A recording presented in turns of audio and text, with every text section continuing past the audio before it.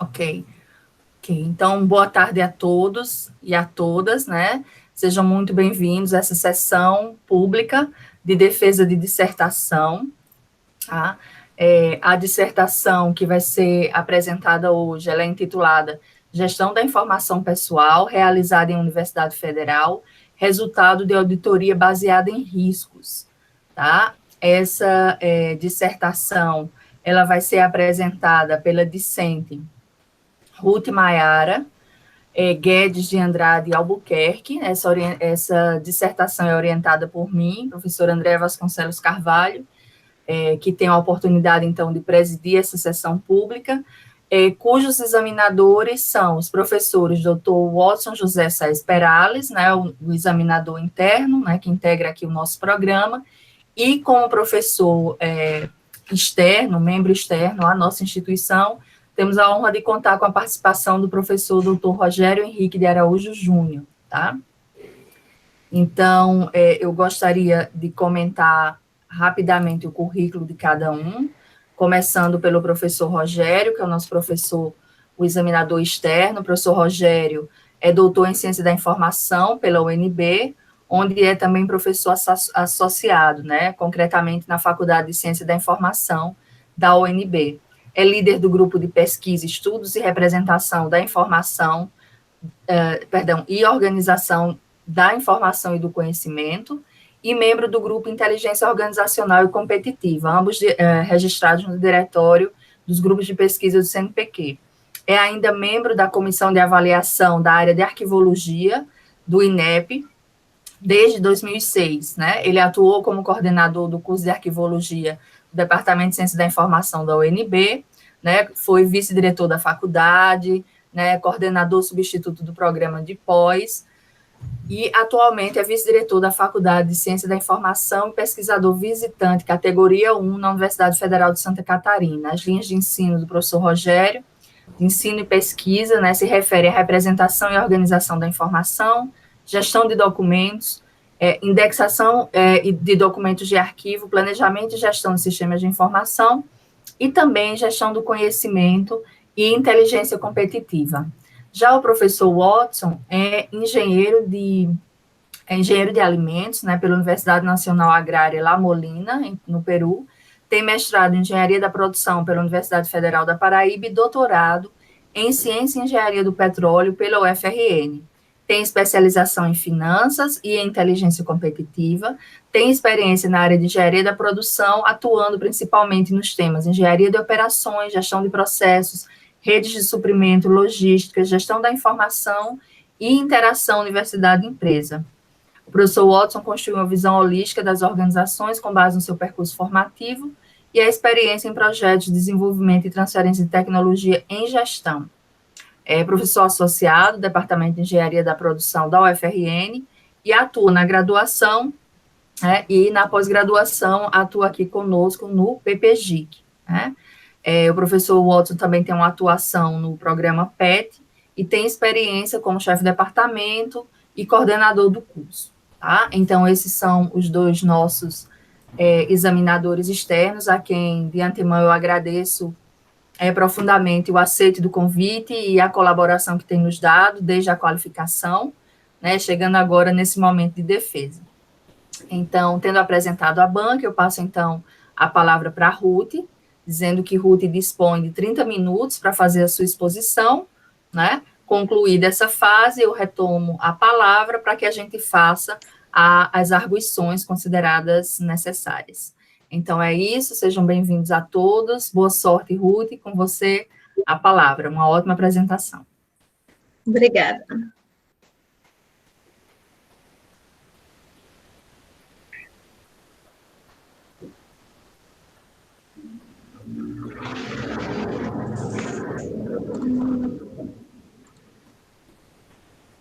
Estou vendo a apresentação direitinho? Posso iniciar? Sim, sim. Então, boa tarde a todos. Eu gostaria de agradecer inicialmente a presença e a disponibilidade da banca e aos demais que estão participando da apresentação. Bem, o tema do meu trabalho é a gestão da informação pessoal, realizada em Universidade Federal, resultado de auditoria baseada em riscos, tendo como orientadora a professora doutora Andréa Vasconcelos Carvalho. A contextualização da minha pesquisa é iniciada a partir do artigo 5º da Constituição Federal, que garante o direito a toda a sociedade de acesso à informação. Esse dispositivo constitucional foi regulamentado por meio da Lei de Acesso à Informação, a LAI, que classifica as informações em 3 categorias: a informação pública, a sigilosa e a informação pessoal, que é estudada nessa pesquisa. Então, temos a informação pessoal sendo gerenciada por uma organização pública, tendo em vista que a LAI regulamenta a aplicação para as organizações públicas. Então, a informação pessoal, ela é definida como aquela relacionada à pessoa natural, identificada ou identificável, relativa à intimidade, vida privada, honra e imagem, e para ela é dada a obrigação de proteção, disponibilidade, autenticidade, integridade e eventual restrição de acesso. Como questão de pesquisa, temos como aperfeiçoar a gestão das informações pessoais realizada na DAP e UFRN, considerando os riscos. Objetivo geral: auditar com base nos riscos a gestão das informações pessoais realizada na DAP e UFRN, e como objetivos específicos: analisar a legislação e os normativos legais da UFRN pertinente à gestão da informação pessoal, identificar os riscos associados à gestão das informações pessoais dos processos administrativos de aposentadoria e pensão por morte, e propor recomendações que contribuam para o aperfeiçoamento da gestão das informações pessoais na DAP e UFRN com base nos riscos. Para o referencial teórico da pesquisa, foram elaborados 2 capítulos, um de gestão da informação pessoal na administração pública e um segundo de auditoria de informação baseados em riscos. Para a gestão da informação na administração pública, ela é dada através de um conjunto de ações que administra os processos envolvidos no ciclo de vida de informação, que orienta tanto as atividades internas, por meio das necessidades organizacionais, assim como as atividades externas da organização, por meio da necessidade da sociedade, a necessidade do interesse público. Isso porque, conforme Jardim 2012, para assegurar o acesso à informação aos cidadãos, à sociedade, é necessário realizar política e práticas de gestão da informação. Para o estudo também nessa área, foram observadas as legislações vigentes da temática, o modelo de Miranda 2010, com a sua proposta de modelagem e descrição dos processos de GI, e foram estudados também os modelos clássicos de gestão da informação, sendo escolhido o modelo BBAL de 2008 por apresentar mais atividades em particulares como a legislação apresenta. Para a gestão da informação pessoal, temos como um processo que administra as informações relativas ao indivíduo, e estas, na administração pública, sofreu uma migração de entendimento, que antes era considerada de caráter sigiloso, e a partir da Lei de Acesso à Informação passou para um caráter de eventual restrição de acesso, onde existe previsão legal dessas informações serem dadas acesso à sociedade. Então, temos a gestão da informação pessoal na administração pública, que é o foco dessa pesquisa, como a gestão das informações das pessoas por meio do cumprimento de normativos, suas interpretações, entendimentos, para cumprimentos dos direitos e obrigações quanto ao acesso e eventual restrição de acesso. Reforçando o gerenciamento da organização pública nas informações de seus servidores ativos, inativos e de seus pensionistas. Sobre esse aspecto, Costa, 1998, ela apresenta que existe um conflito entre o direito da informação e a proteção à intimidade. Só que esse conflito era apresentado em 1998, né, quando apenas existia a Constituição que regulamentava esse assunto. Chagas, em 2016, ele apresenta que não é possível realizar uma fixação de prevalência de direito ao acesso ou direito à inviolabilidade da intimidade, apenas sendo possível verificar tais circunstâncias diante de um caso concreto. Então, por mais que a lei tenha sido regulamentada em 2012, em 2016, Chagas apontou que ainda existiam problemas, né, de como mensurar e qual seria o direito mais importante, que para tal verificação seria necessário analisar cada caso concreto. Quanto à auditoria, foi utilizada para dar um norte e para guiar toda a pesquisa. Foi utilizada a auditoria da área da ciência da informação, que é chamada de auditoria de ativos informacionais, e ela, quando aplicada junto à GIC, possibilita a avaliação dos processos, fluxos, recursos de informação e do conhecimento, e auxilia o processo de consultoria, né, que contribui para o aperfeiçoamento, que é um dos objetivos desta pesquisa. Dentre as diversos tipos de auditoria, foi escolhida a de inteligência por abranger as demais auditorias. Paralelo ao estudo da auditoria de inteligência, foi também realizado o estudo da auditoria na administração pública, que é a auditoria interna e que utiliza o gerenciamento de risco como uma etapa de avaliar quais são as atividades mais significativas a serem auditadas. Então, foi feita uma associação dos dois métodos de auditoria, né, o estudo das suas etapas e atividades, para associá-las e ser utilizada nessa pesquisa. E nessa percepção de associá-las, foi encontrado um único estudo de 2019, que apresenta a auditoria de informação como uma avaliação dos ativos de informação, que envolve não somente as necessidades, usos e serviços, como já estudamos na GIC, mas também que envolve os riscos. Quanto aos procedimentos metodológicos, temos a caracterização da pesquisa com abordagem qualitativa, objeto descritivo, finalidade aplicada e procedimentos de pesquisação e uma pesquisa bibliográfica. O campo de realização da pesquisa é na DAP, na Diretoria de Administração Pessoal, e especificamente a divisão de pagamento de aposentados e pensionistas, tendo em vista que é o setor responsável pelos dois processos que foram estudados, que é o de aposentadoria e de pensão por morte. Então, como eu expliquei, no referencial teórico foram estudados, né, as duas metodologias, os dois métodos de auditoria, e eles foram integrados para uso de metodologia na pesquisa.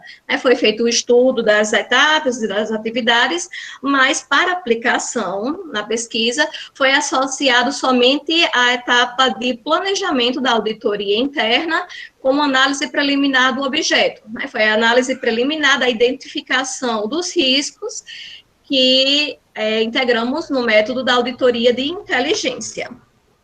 Quanto aos instrumentos de análise de dados feitos na pesquisa, para o primeiro objetivo específico de analisar a legislação e os normativos da UFRN, né, da organização, foi realizada uma pesquisa documental, com análise de conteúdo, que gerou como resultado a análise, o entendimento, o estudo da legislação federal e os normativos da organização referente à temática.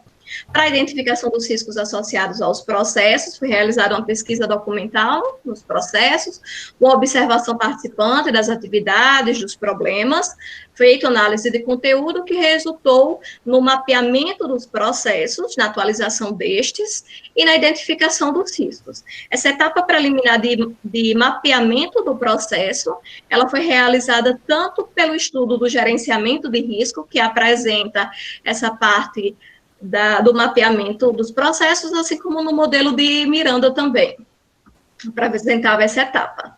E, por fim, para propor as recomendações, foi realizada também os dados da entrevista ao gestor e o grupo vocal para validação das recomendações, que resultou na elaboração da proposta. Como parte de análise e discussões dos resultados, foi feita uma triangulação dos dados. Para a pesquisa documental, foi realizado um estudo da legislação e dos normativos federais, foi realizada uma contextualização organizacional, um estudo da gestão da informação na UFRN, na DAP, na diretoria, e nos processos administrativos estudados de aposentadoria e de pensão por morte. Para a observação participante, ela foi desenvolvida na DEPAP, a partir dos processos administrativos, e como resultado, junto com a pesquisa documental, foi realizada a atualização dos mapeamentos e a identificação dos riscos. Posteriormente, foi feita uma entrevista com o gestor da DEPAP para validação dessas percepções da gestão de informação e a validação dos dois resultados anteriores, que é o mapeamento e a identificação dos riscos, e, posteriormente, um grupo focal com alguns servidores da DEPAP para validação das recomendações, da cartilha de orientação, das boas práticas, constatações e riscos e recomendações de melhorias. Quanto aos resultados, foram analisados, né, alguns dados dos processos administrativos de aposentadoria e pensão do ano de 2019, primeiro semestre de 2020, total de processos abertos foram de 446. Tais processos, depois de finalização da parte administrativa de concessão, de publicação de portaria, de publicação no DOU, e implementação na folha de pagamento, eles precisam ser cadastrados no sistema do TCU, não é pessoal, porque o TCU é responsável em fazer a fiscalização dessas concessões. Né? Então, eu trouxe aqui também a quantidade de processos que foram cadastrados, dos atos de pessoal que foram cadastrados, com um número muito maior do que os processos abertos.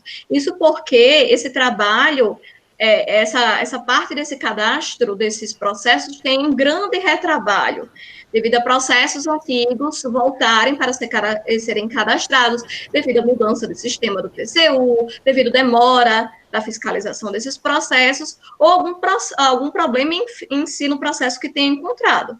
Então, dentro de todos esses processos cadastrados nesse período, 77% dos processos de aposentadoria ainda não foram auditados, e 91% dos processos de pensões ainda não foram auditados. Dos processos de aposentadorias auditados, 57% deram problemas, foram prejudicados por perda de objeto, e 66% dos processos de pensões também obtiveram problemas. Né? Uma das formas do TCU, de ter a comunicação do TCU com a organização, é por meio da auditoria, e houveram 2.412 atos auditados, né? Então, quase 2.000 atos a mais do que o que estava sendo trabalhado nos processos administrativos desse período, mostrando o grande retrabalho que o setor faz com relação a esses cadastros de atos pessoal no sistema do TCU. Um resultado alcançado foi o mapeamento dos dois processos, como são arquivos bem grandes, eu trouxe só uma partezinha do processo de aposentadoria, em que ele mostra todas as atividades envolvidas nesse processo, todos os setores envolvidos. Outro resultado é a cartilha de orientação. Na realidade, a partir da entrevista com o gestor, ele apresentou a necessidade de ser feito um manual de procedimento para os servidores da DAP.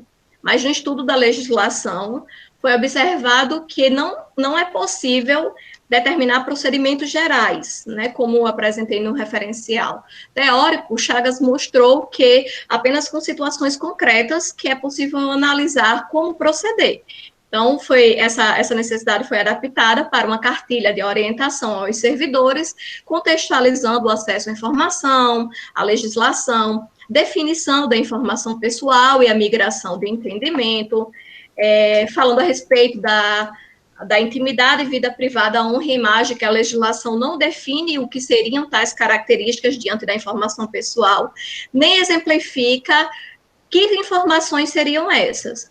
Então, foi feito um estudo com base na documentação do CGU, que é um órgão responsável por fiscalizar, por administrar essa aplicação da lei dos órgãos públicos e também fiscalizar, e a partir do documento de aplicação da lei, foi retirado esses dados desse documento, que a CGU explica que essas informações restritas seriam referentes a dados de personalidade, de origem étnica, racial, características físicas, vida afetiva, domicílio físico, eletrônico, número de identidade, telefone, patrimônio, ideologia, crenças religiosas, preferências sexuais, questões de saúde. Então, seria nessa temática que entraria o respeito à intimidade, vida privada, honra e imagem, e essas informações seriam restritas.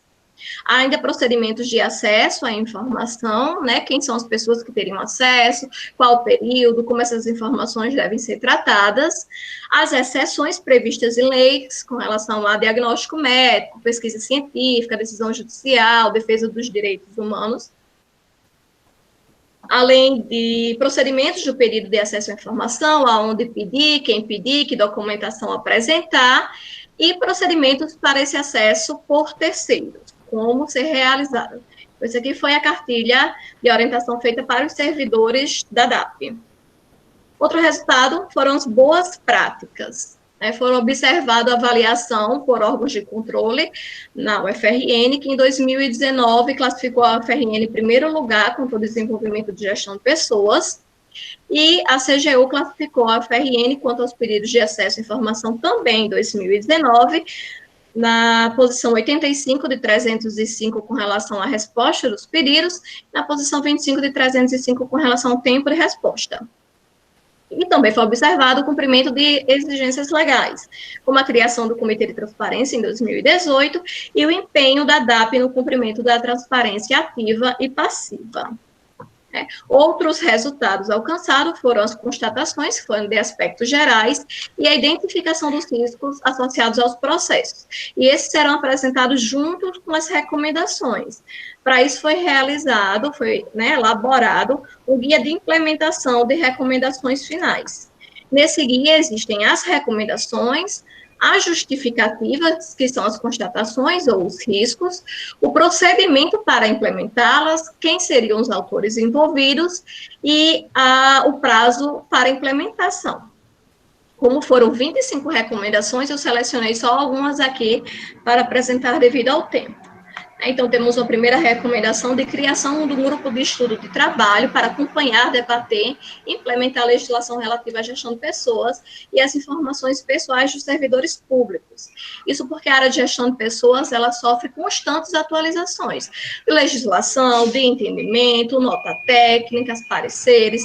Então, é necessário um grupo designado de pessoas que entendam de implementação no sistema de folha de pagamento, que tenham entendimento de legislação, para formar esse grupo e dar apoio à DAP. Então, para isso seria designado esse grupo de trabalho, quem seria responsável por essa criação seriam os gestores da DAP, com prazo de 4 meses. Outra recomendação seria um grupo de trabalho para avaliação das decisões judiciais e determinações dos órgãos de controle. Aquele grande volume de auditoria, que houve nesse período de 2019, início de 2020, grande parte dela é dada pelo pagamento das decisões judiciais da década de 90, que continuam sendo pagas e controles externos não concordam, não tem esse mesmo entendimento, isso surge em muita auditoria. Então, foi gerado essa recomendação desse grupo de trabalho, que seria feito pelos gestores da DAP, formar esse grupo de trabalho a partir dos gestores da DAP, com um prazo de 2 meses devido à urgência. Outra recomendação seria os estudos de adaptações necessárias para a adoção da prática de trabalho com a nova estrutura administrativa estabelecida no regimento interno.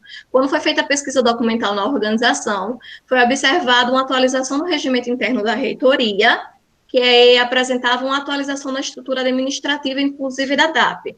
Então, meu setor de trabalho, que antes era uma coordenadoria de pagamento, que tinha o setor de pagamento e o setor de análise de processo, ele foi unificado e virou um único setor, uma única divisão.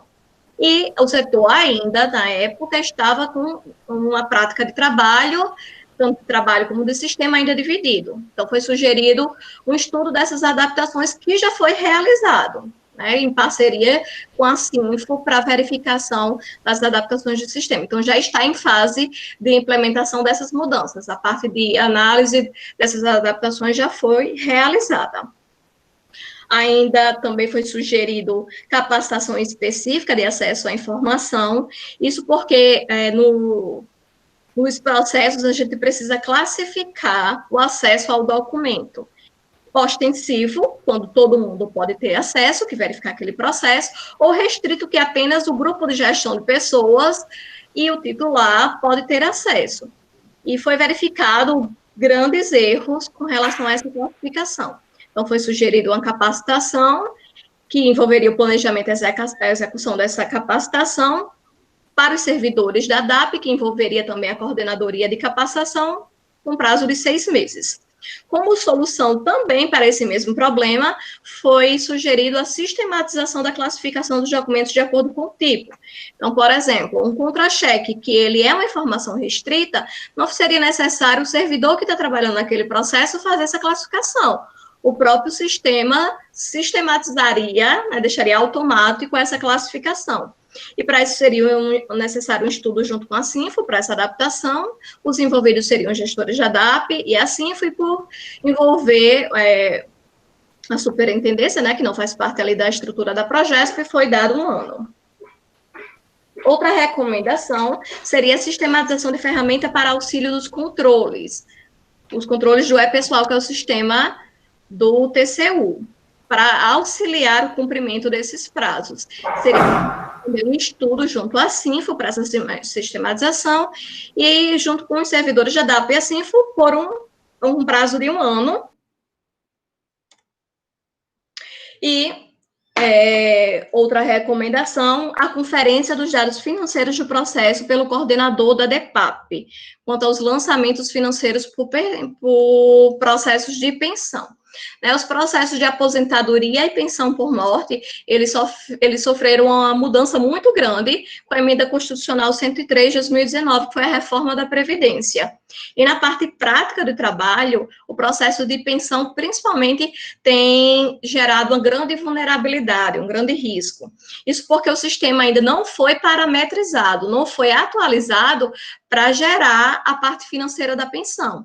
Então, os servidores da DEPAP precisam estudar a ficha financeira do instituidor de pensão, fazer o cálculo e lançar de modo manual essa pensão, que gera um grande risco desses dados surgir algum problema, desses dados estarem errados.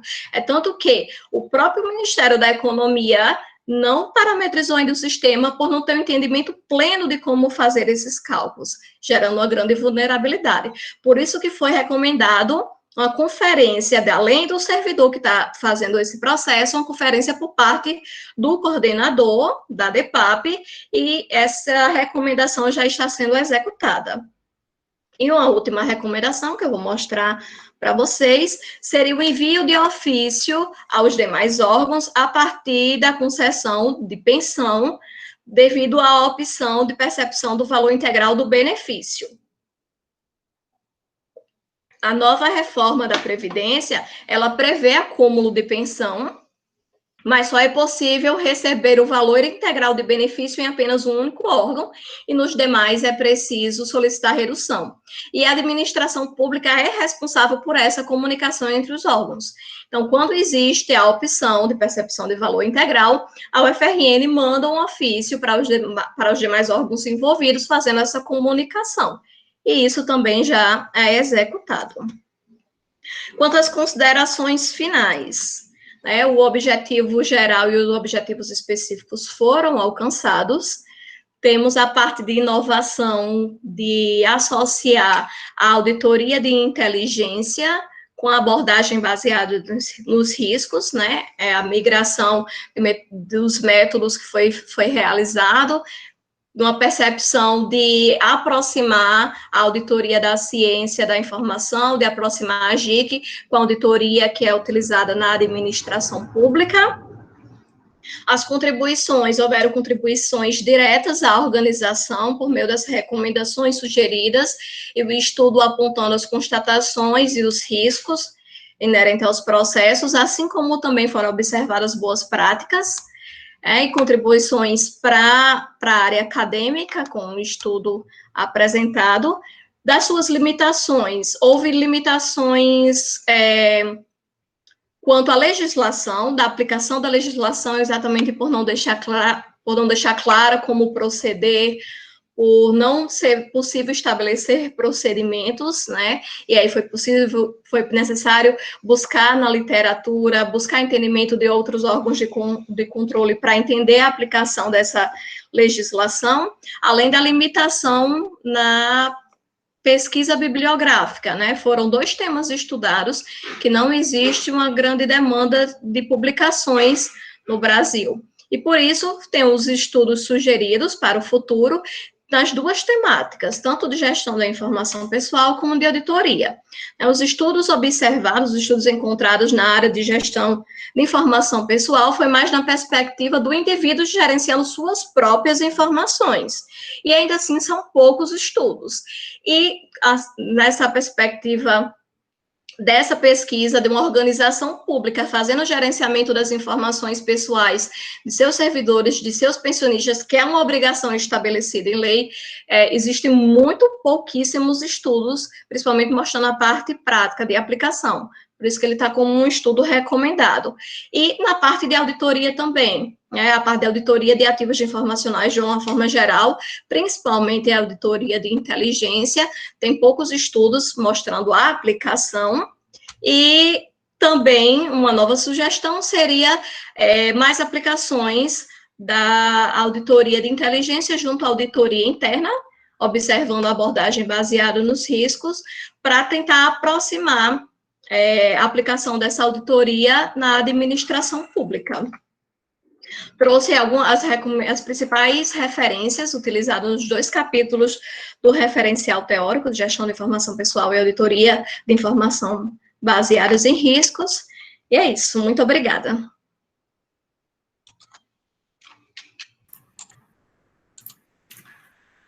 Bom, parabéns, Ruth. Parabéns por sua apresentação, parabéns pelo cumprimento do tempo também e por ter feito uma apresentação clara, que eu considero que a parte da banca, não é, que leu o seu trabalho e a partir da sua apresentação pôde revisitar, ver rapidamente as principais ideias, né? Todos os demais que estão assistindo, acho que puderam ter uma ideia geral de qual foi a pesquisa que você desenvolveu e que está aqui defendendo, né, nesse momento. Então, parabéns para você. E agora passamos, então, para a segunda etapa dessa defesa, com a arguição dos examinadores, como é de praxe, então, passo a palavra para o professor Rogério, que é o examinador externo, para que faça as suas considerações, as suas arguições.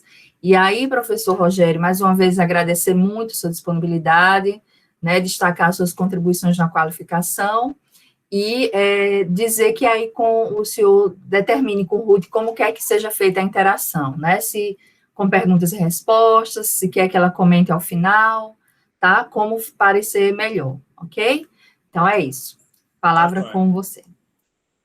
Eu gostaria primeiramente de agradecer a Andréa pelo convite, desde a qualificação, e a Ruth também por estar disposta a ouvir as críticas, comentários, porque da minha parte, eu os faço com absoluta consciência de que o seu trabalho já tem uma qualidade clara e a gente está aqui para ajudar a melhorar mais ainda. Então, é sempre com esse espírito de colaboração, como eu comentei com vocês na época da sua qualificação. Também é um prazer conhecer há pouco o professor Watson, desde aquele dia da qualificação, prazer participar com ele também da banca. Então, vamos lá. Bom, eu estou aqui, desde que você me mandou, Ruth, o seu trabalho, eu dei uma checada, vi para que caminho você foi, apesar de que você, na qualificação, eu até comentei isso com o André, com o professor Watson, e com você também, de que o seu trabalho já estava quase fechado. Eu acho que faltava muito pouco, faltava realmente você apurar os dados e fazer esse trabalho, que eu vi que foi bastante minucioso com relação às recomendações e com relação às considerações finais. Então, eu não me surpreendi com a sua tranquilidade, pelo menos na tua escrita, com que você fechou todas aquelas sugestões que nós demos na época da sua qualificação. Eu acho que isso é um mérito seu e da sua orientadora. Eu acho que atendeu plenamente o que a gente imaginava, o que a gente sugeriu e tudo mais. Teve algumas coisas, e eu sempre faço questão, nessas bancas de qualificação, de dizer que algumas coisas são sugestões, né? Porque é uma visão que a gente tem, mas o recorte para o teu trabalho, quem fez foi você e sua orientadora. Então, eu respeito esses limites, porque aí está a contribuição que você vai trazer para a nossa área.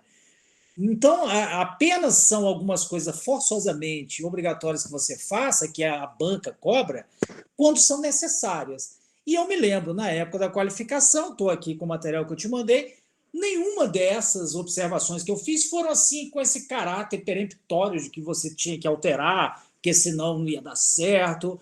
Eu procuro evitar esse tipo de, sabe, de intervenção que às vezes não ajuda, às vezes mais atrapalha. Então, diante dessa expectativa que eu tinha, que era tranquila, e com o que você trouxe, eu acho que você foi até além. Né? Eu fiz uma sugestão de um texto aqui, um ou dois textos, você colocou, nem sei se você deveria ter colocado, mas ok, ficou, está lá. Mostra o seu cuidado também com os professores que vêm avaliar. Então, eu fiquei tranquilo, eu acho que você atendeu basicamente a todas aquelas demandas, foi até além, e o trabalho ficou muito interessante, mais do que ele já estava naquele dia que a gente conversou. Não é? Quando a gente vai lidar com um assunto tão complicado que é a informação pessoal, não é? E esse a gente é como se fosse um diamante que você tem várias faces. Você pegou aquela que está mais afeita a lei de acesso à informação, que está mais afeita à prestação de contas, à accountability que a gente tem na área de auditoria, que é informação pessoal de aposentadoria, que é auditado pelo TCU, a CGU também dá seus pitacos. Ou seja, você pegou talvez uma das coisas mais sensíveis. E sensíveis por quê? Porque a Constituição Federal garante, não é? Total proteção à pessoa, à individualidade, ao sigilo das informações pessoais. Então, qualquer legislador, e olha que a qualidade do legislador brasileiro é questionável, você sabe disso, há uma confusão completa e cada vez mais assim danosa de mistura de competências e de jurisdições entre o legislativo, o judiciário e o executivo, que hoje é uma verdadeira panaceia de maluquice, de tudo. Eu assim não canso de me espantar com tanta maluquice que essa gente apronta. Né? Não dá nem para. Eu até falo isso, é até uma forma de desabafo. Mas o fato é que nós vivemos nesses últimos meses problemas sérios com relação à garantia dos direitos fundamentais e ao respeito dos limites dos poderes da República Constituída. E aí, este assunto seu, ele se torna muito, muito atual e muito interessante, mais do que ele era há meses atrás, ele é cada vez mais interessante. Então, a gestão da informação pessoal, a gente até trabalha na perspectiva de arquivos, também com essas características que você aponta aqui. São problemas realmente muito sensíveis. Quando a gente trabalha com inteligência competitiva, também essa coisa, como a gente é meio derivado da inteligência de Estado, né?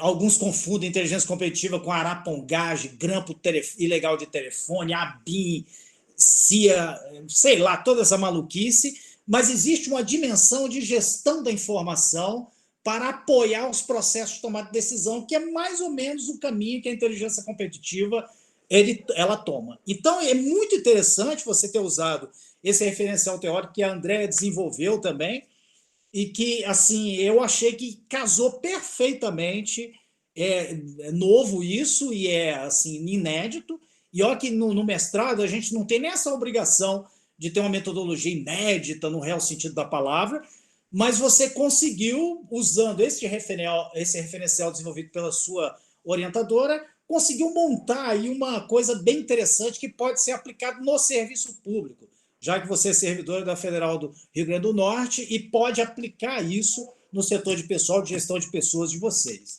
Então, o seu trabalho tem um caráter acadêmico forte e você tem traquejo, é notório isso, e eu falei daquela vez, falo de novo, para desenvolver pesquisa, e, ao mesmo tempo, o teu mestrado ele tem um caráter de aplicação que é muito importante.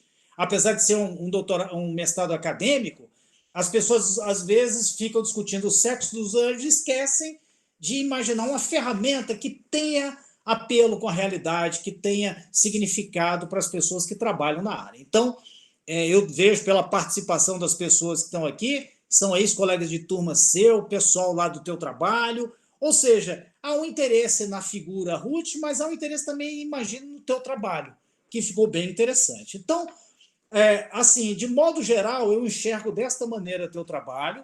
Ele tem um impacto interessante. Eu acho que ele é uma construção, ele é um pedaço da construção maior que, de repente, você vai tocar para frente, doutorado, sei lá o que você vai fazer. Mas tem canal para isso, tem fôlego para avançar. Esta é a minha visão aqui. Bom, algumas coisas eu ainda gostaria de comentar com você para que você considerasse para arrematar. Então, assim, de todas as coisas que eu vi, a única coisa que eu acho que ficou, que você poderia ter aproveitado melhor, já que você fez um levantamento da literatura muito interessante e peculiar, porque você colocou autores totalmente diferentes para discutir um assunto que era comum a todos eles. Isso ficou bom, mas você não fez uma conclusão, não amarrou isso no final, que é uma conclusão que você faria para a sessão 2 e 3. Então, você, assim, é só isso. Talvez uma lauda para fechar esse assunto e colocando isso na luz dos teus objetivos, que é o que você está usando para medir e para discutir, né? Então, isso eu acho que ficou faltando mesmo. Mas, menina, é só isso, tá? O que tem aí de trabalho é apenas algum ajuste que eu vou dizer para você. Lá na página 98, quando eu comecei a ler o seu percurso metodológico, eu vi que você deixou os verbos ainda no futuro, porque você não tinha tempo. Claro, você estava no meio da pesquisa ainda. Agora, joga isso para o pretérito, tá? Então, dá uma olhada lá. Então, tem lá vários verbos que ainda ficaram. Faremos isso. Então, arruma isso porque você já terminou, né? No quadro 17 da página 99, ficou muito interessante esse quadro. Eu me lembro de ter te sugerido que você fizesse um resumo no quadro, colocando o percurso metodológico, o que você, assim, a providência que você tomou, e ele vai ao encontro de qual objetivo. Eu acho que isso ficou muito bem resolvido. E esse quadro ficou muito interessante também. Mas eu tenho dúvidas se a segunda coluna, né, você nominou de alguma coisa que é como se você tivesse feito e o resultado seria aquele. Eu acho que aquela segunda coluna, aí você avalia aí, ela me parece procedimento operacional de pesquisa. Tá? Que aí encaixa, porque é isso que você fez mesmo, tá? Na página 99. Enfim, eu achei ótimo. É uma coisa que ajuda a banca, ao leitor especializado, porque o teu trabalho não vai ser lido por todo mundo, mas ele vai ser lido por quem estiver fazendo pesquisa nessa área. Então, esta seção 5.1 de contextualização organizacional, eu diria que você ajudou a quem vai ler teu trabalho. Você deu assim, um plus para quem for ler isso e entender aonde você está encaixando a tua pesquisa. Então, eu até anotei isso, porque isso é uma boa dica que a gente pode dar para os nossos alunos. E, assim, ficou muito legal isso aí, porque você fecha um ciclo de análise. Então, essa sessão 5.1 ficou muito bom. Bom, depois da sessão de recomendações, eu já comentei, ela ficou extremamente criteriosa, extremamente detalhista para explicar o que isso reverbera como resultado. E esse, de fato, é o resultado da tua pesquisa. E este é um resultado muito interessante, muito importante para um trabalho de mestrado. É a tua contribuição, além da revisão de literatura, o percurso metodológico, que é uma surpresa, porque às vezes a metodologia é muito mais de aplicação, de questionário, de entrevista estruturada, e você deu um passo adiante. Você montou uma metodologia, utilizando o referencial teórico da tua orientadora, que assim mostra uma contribuição que a gente não espera no mestrado. Então, isso também me deixou super tranquilo e me deixou, falei, opa, esse trabalho aqui eu vou ler me deleitando, não vou pegar... Eu comecei na semana passada, né, para ficar fresquinho, para comentar as coisas com vocês, mas é isso que me deixou satisfeito com o teu trabalho e participar da tua banca, tá? Então, gostei muito. Então, Ruth, eu não vou mais chover no molhado. Eu gostei do teu trabalho, já tinha gostado na qualificação. Eu acho que você reúne todos os méritos para ser aprovada, para o seu trabalho ser aprovado, salvo o melhor juízo do meu colega Watson e da sua própria orientadora, que está sorrindo então eu fico tranquilo para comentar isso tudo, tá? Então, assim, eu tenho muito mais elogios do que efetivamente mudanças, troca isso, troca aquilo, então, da minha parte, é isso que eu gostaria de trazer, não é? Vou, de antemão, já vou avisar a Andréa, você que eu já estou com um trabalho e eu vou usá-lo como vamos dizer assim, como bibliografia para outras referências que eu tenho para alunos e etc. e tal. Gostei muito. Parabéns a você, Ruth, pelo seu esforço. Eu sei que não é fácil, deve estar cansada. E parabéns a Andréia também pela orientação. Então, fico à disposição de vocês para qualquer outra coisa. Obrigado. Muito obrigada, professor Rogério. Como não sorrir, né? Então, muito obrigada por suas considerações, né? A gente fica realmente muito feliz, né? Que a sua apreciação, a partir de toda a sua experiência, tenha sido tão positiva, né? Do esforço que foi feito nessa pesquisa. Não sei se Ruth já gostaria de comentar alguma coisa em relação às palavras do professor Rogério. Eu gostaria de agradecer, assim como na qualificação, fizemos reunião, analisamos as recomendações, tentei ao máximo possível colocar todas as recomendações, melhorar tudo que foi exposto. Gostaria de agradecer muito os elogios agora, é muito satisfatório depois de tanto esforço receber esses elogios, e muito obrigada. Obrigada, professor Rogério, obrigada, Ruth. Passo, então, a palavra ao professor Watson, examinador interno, para que faça também as suas considerações sobre o trabalho de Ruth. A palavra é sua, meu caro Watson. Obrigado, Andréa. Sempre é bom participar de bancas onde a gente vê que o aluno realmente aproveitou as recomendações da qualificação. Então, eu queria começar concordando com o professor Rogério, parabenizar você pelo seu esforço, pela dedicação. Quem faz pesquisa sabe que é um trabalho mais individual, às vezes até solitário, e muitas vezes a gente um pouco que perde o fôlego no final, mas você conseguiu finalizar de um jeito que realmente já estávamos antevendo isso na qualificação, mas seu trabalho está com uma qualidade muito boa. E eu queria destacar, eu fiz isso hoje em outra banca, e vocês como turma enfrentaram uma situação atípica, né, que traz maior estresse, que é a pandemia que estamos vivenciando, e então vocês conseguiram contornar isso, você particularmente, e isso demonstra o grau de profissionalismo, certo? E o seu esforço pessoal. Então, o que eu vou dizer aqui é simplesmente para melhorar o que já está bom, tá certo? Então, fique tranquila, relaxe, já passou o mais difícil. Então, eu costumo sempre fazer uma checagem de problema, objetivos e metodologia. Eu vi que você modificou a escrita do problema, né? Ficou melhor, ficou mais direto, tá? Então, e fazendo ênfase que era uma gestão de informações pessoais realizada na data, né?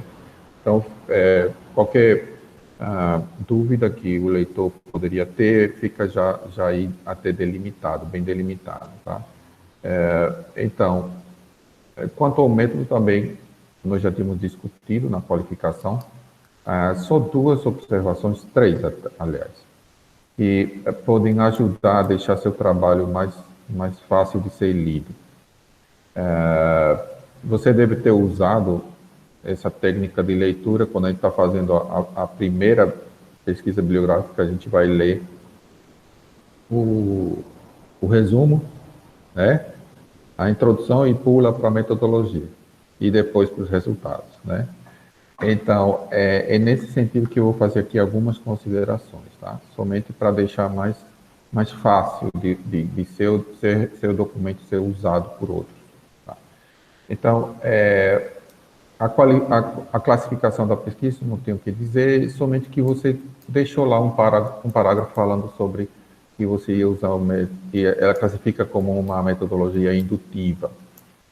Então, se você quiser manter isso, é só deixar claro que nesse sentido a metodologia indutiva, ou então o pensamento indutivo, é você gerar generalizações a partir de casos particulares. Então, se vocês acham necessário manter esse parágrafo, é só bom dizer que não seria uma generalização para todo o tipo para problemas semelhantes, mas para o caso específico que você está trabalhando, no caso, o ambiente da UFRN, tá? E, ao contrário, você não menciona na sua metodologia uma frase que você usou lá na frente nos seus resultados, que faz parte das recomendações de Yin, quando se trabalha estudo de caso ou quando se trabalha pesquisação, que é o que ele chama de triangulação de dados. O fato de você usar várias fontes para uma confirmar a outra. Então, você faz uma pesquisa documental, encontra, você, com o seu olhar, encontra um fato que depois é relatado numa entrevista. Então, você destacando essas duas fontes, fazendo essa triangulação, demonstra que não é somente um insight seu, mas é realmente o que a realidade está lá, tá, que você está estudando. Então, eu recomendaria dar o devido espaço a essa técnica de triangulação de dados aí para reforçar o que você realmente fez, tá? Na capítulo de metodologia, você menciona pesquisação e menciona Thiolan, que é um autor que é mais ligado à pesquisa, à ação, mais na área social, sociologia, comunidades, certo? Eu sei que você está no finalmente, talvez já não queira nem ver o texto, mas eu sei que existem outros autores na área da administração que trabalham em pesquisação do ponto de vista de organização e não de social, tá? Se puder trocar, melhor. Mas você menciona, e aí onde eu queria chegar, eu acho que essa é a parte mais importante, que você menciona o autor Vautrin e combinou pesquisação com auditoria, tá? Que é exatamente o que você está fazendo no seu trabalho. Mas ele só é mencionado, né? Então, depois, continuando a leitura, você faz referência como é que seria? Você faz referência à seção 4.3 ou 3.4? 3.4, onde você fez aquela discussão entre a associação da auditoria de inteligência e a auditoria interna, tá? Então, a minha sugestão aqui é que, nessa seção 3.4, fique uma visão mais teórica, ou seja, esse Vautrin, que já fez essa associação, e se tiver algum outro que tenha feito, tá? Que fiquem lá. E aquela parte da seção 3.4, onde você particulariza a forma em que você vai trabalhar as duas metodologias em conjunto, você trazer para o capítulo de metodologia, da sua metodologia, tá? Então, isso facilita a vida do leitor, especialmente do leitor que está se iniciando como pesquisador, tá? E deixa bem mais claro o que você vai fazer. Você tem lá um quadro bem detalhado do que as etapas comparativamente, tá? E no texto você deixa claro que é isso que você realmente fez, certo? Então, eu sempre, com os meus orientantes, eu sempre costumo incentivá-los a usar diagramas, né? Quando a gente faz pesquisação e quando a gente faz estudo de caso, um diagrama na metodologia ajuda muito para entender os passos e a inter-relação entre as etapas da pesquisa, tá? Então, nesse caso, se você puxa esse quadro que está no 3.4, isso satisfaria essa necessidade de o leitor dizer o que ela realmente fez, quais foram os passos que ela realmente executou, tá? Ficaria mais claro para a leitura, tá? Ok. E mais um detalhezinho sobre ainda no capítulo de metodologia, você menciona que não foi possível gerar o relatório. Você se referindo numa visão, vamos dizer assim, mais exigente do que seria uma pesquisação, e na pesquisação você vai propor intervenções, você vai implementar a intervenção e depois você vai avaliar o resultado e fazer um relatório desse avanço, né? Então, realmente, você não teve tempo de fazer. Mas a sua dissertação não deixa de ter dentro dela um relatório parcial do que foi possível. É tanto que lá nas suas sugestões você já tem várias ações que foram executado, né? Feito. Então, eu sugiro que, e isso também é uma coisa que vai fazer bem no programa, tá? Você transforme a partir da sua dissertação, você faça um recorte do ponto de vista administrativo, somente que interessa ao gestor, certo? E você gera um relatório técnico com o que você tem em mãos, certo? E mais, você consegue publicar esse relatório técnico, tá? Em uma banca de Wellington, professor Wagner, da Federal da Paraíba, até passou para a gente as indicações. Existe um repositório de relatórios técnicos, né?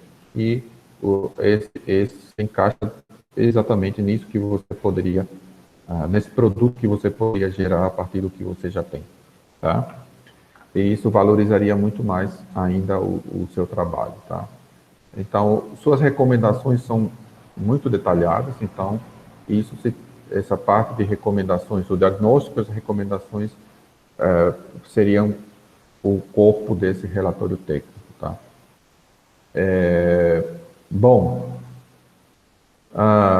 isso também me deixa muito satisfeito como professor do nosso programa, PPG, que o mestrado é o mestrado profissional e o nosso foco é gerar resultados, pesquisa aplicada, tá?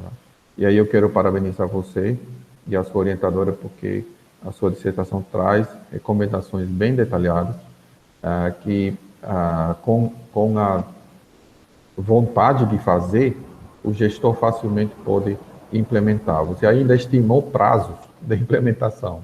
Então, isso é fantástico, tá? É muito bom. Atualmente existem algumas coisas menores, tá? Que tem a ver mais com estilo, tá? E sequência de texto. Então, por exemplo, na introdução, na página 16, você está contextualizando o problema, e aí tem 4 parágrafos antes de você apresentar o problema, que na realidade vão falar sobre características e contribuições da sua pesquisa, certo? Então, não é que esses parágrafos estejam errados, porque você realmente fez isso. Só que na sequência da leitura, quando você espera que já venha o problema, né, você começa a falar da solução. Então, eu marquei, vou mandar para você marcado, para você verificar se é melhor mudar o teor dos parágrafos. Minha sugestão seria você recolocá-los no texto, em outra seção, tá certo? Só para melhorar a fluidez do texto da leitura, tá? Ok. Concordo com o professor Rogério, que tem vários pontos, página 89, 90, eu detectei alguns, marquei, verbos ainda no futuro, tá? Isso é típico, isso é comum, não desmerece em nada o seu trabalho, só você fazer uma revisão final de ter certeza que os verbos estão no pretérito e não tem problema quanto a isso. Ok, eu só queria destacar mais um par de coisas aqui, até que eu fiquei na dúvida. Nas recomendações, quando você começa a falar do mapeamento de processo, você menciona os apêndices G e H, e aí você, no texto não fica claro que o que você fez não está de acordo com a nova estrutura. Então, se eu só tirar uma dúvida, pode me responder agora. Houve mudança na estrutura? Houve mudança na estrutura, mas a minha versão de atualização do mapeamento ainda é com a estrutura antiga, que era o que acontecia na época que o mapeamento foi feito. Certo. Quando o mapeamento foi atualizado, a estrutura já tinha sido modificada a nível de regimento, mas na prática não. Então, eu deixei o mapeamento de acordo com como era o trabalho de fato, como era Entendi. a prática de trabalho. Tá, então eu vou marcar lá os parágrafos, porque me pareceu um pouco confuso a forma que está colocado, mas é só um detalhezinho que você deixa claro que, ou seja, o que você apresentou ainda vai precisar de um ajuste quando efetivamente essa nova estrutura for implementada. Ok. E ainda sobre esses fluxogramas, tá? Minha pergunta é, você usou o padrão BPMN para elaborar os fluxogramas? Ou é um padrão da instituição, da UFRN, do seu setor? É o padrão da UFRN. Esses mapeamentos já existiam, só que estavam desatualizados. Eu fiz o estudo da atualização e foi utilizado o mesmo sistema, o mesmo padrão que é utilizado para todos os processos. Certo, porque o BPMN, diferente das outras simbologias, ele é padrão mesmo, certo? E do jeito que estão os fluxogramas, estão fora do padrão, tá? Agora, se é da instituição, então você vai dizer que você seguiu o padrão da instituição, para você não se comprometer, tá? Mas, por exemplo, em BPMN, o usuário, ou, nesse caso, o servidor, ele não pode ser representado na mesma piscina que a instituição, que os órgãos da instituição. Tem que ser uma piscina separada. Nesse padrão que você apresentou, o uso de eventos intermediários, está se usando a simbologia de eventos intermediários em lugar de conectores, que são duas funções diferentes. E existem algumas atividades que não têm seta de saída, ou seja, é como se o fluxo parasse ali, tá? Então, já que é um ajuste que você está propondo, se você tiver interesse, eu me disponibilizo, se você quiser depois, a gente discute essa nomenclatura, essa simbologia desses fluxogramas, ok? Bom, e por último, indo para as considerações finais, eu acho que em alguns momentos você foi muito comedida na forma em que você expressou o que você conseguiu, tá? Então, é bom quando a gente retoma, você retoma o problema, você retoma os objetivos, mas eu gosto quando um trabalho bem feito diz no final, assim foi possível cumprir plenamente o objetivo tal, entendeu? Deixar isso bem claro no texto. E, se possível, você quantificar, colocar alguns dados quantitativos sobre o processo. Então, você colocaria número de entrevistados, número de documentos analisados. Então, nessa fase foram realizadas tantas entrevistas, cujo resultado está na seção tal, e isso nos permite mostrar que a gente conseguiu o objetivo tal, certo? É só para dar um pouquinho mais de ênfase no que você conseguiu fazer, tá? Que não é pouca coisa, tá? E eu discordo de uma coisa, que quando você coloca aqui limitações do seu trabalho, você, na realidade, aponta para duas dificuldades. Você aponta que não tem muita publicação e não tem muita pesquisa na área. Isso são dificuldades. Limitações, no meu entendimento, é quando você fez uma pesquisa que não conseguiu plenamente o objetivo por alguma circunstância, ou o método que você usou não teve alguma limitação de aplicação, certo? Mas nesse seu caso, eu acho que foram dificuldades que você encontrou e que você soube contornar, né? Porque, assim como o professor Rogério falou, você se baseou na proposta metodológica da sua orientadora e você inovou juntando com a outra versão da auditoria, Então, mesmo não tendo digamos, essa riqueza de fontes para você se basear, você conseguiu fazer a pesquisa, tá? E, ao contrário, nesse sentido, é uma inovação, é uma coisa boa para a área, que abre a possibilidade de outros trabalhos com esse mesmo ferramental teórico que você usou, tá bom? Então, é isso.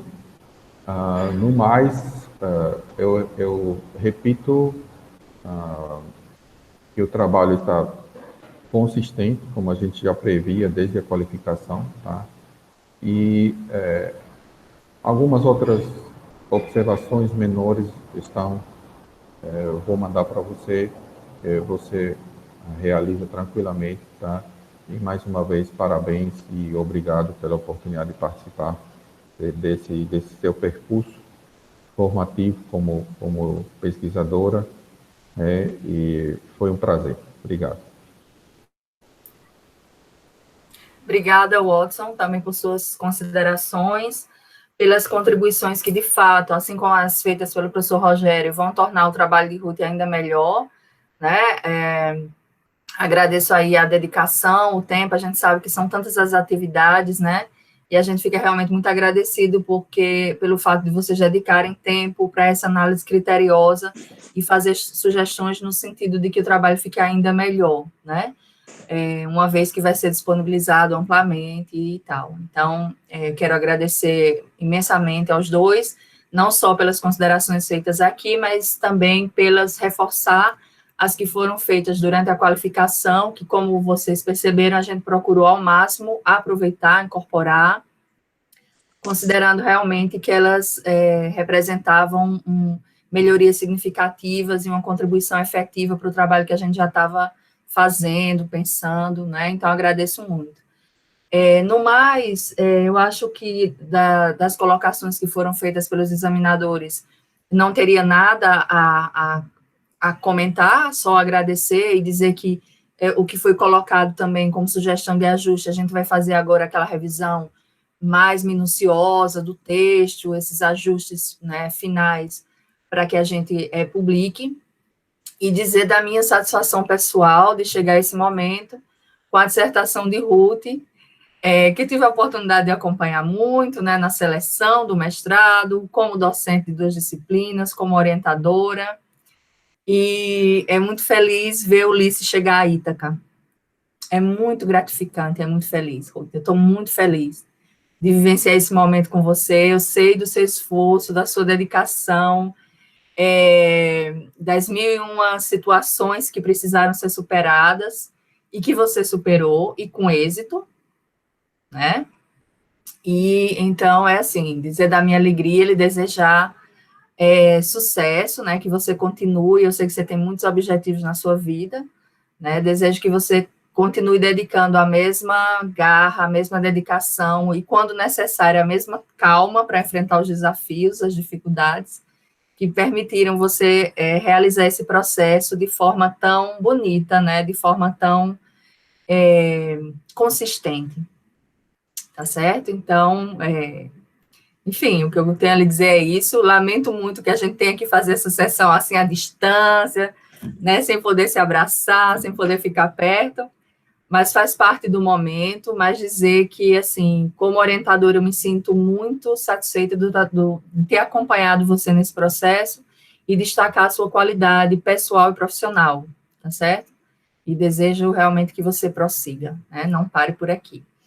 E dizer da satisfação também de perceber, diante do tema tão sensível, né, como foi destacado, diante de um tema sensível, em um momento sensível, delicado, turbulento, instável, né, e entendo que o trabalho de Ruth também oferece uma contribuição interessante, importante, para a nossa instituição, e também, enquanto membro do programa, e com o nosso, né, um compromisso de contribuir para a nossa instituição, eu também fico muito feliz por essa parte, né, por considerar que tanto Ruth conclui satisfatoriamente o seu processo formativo, como também que ela consegue, nesse processo, oferecer uma contribuição significativa para a nossa instituição, né, que é um compromisso que o nosso programa tem até porque temos efetivamente a parceria com a nossa instituição para formar pessoal da nossa instituição e contribuir para o aperfeiçoamento da gestão da UFRN. Então, é isso. Eu gostaria, então, agora eu vou criar uma nova sessão do Google Meet, uma nova reunião, vou compartilhar com o professor Watson e com o professor Rogério, para que a gente faça essa outra sessão, tá? E, enquanto isso, os demais, Ruth e as demais pessoas que estão assistindo, elas podem permanecer na sala e depois... Espera que agora eu estou perdidinha, gente, peraí. Eu vou colocar aqui no chat, tá?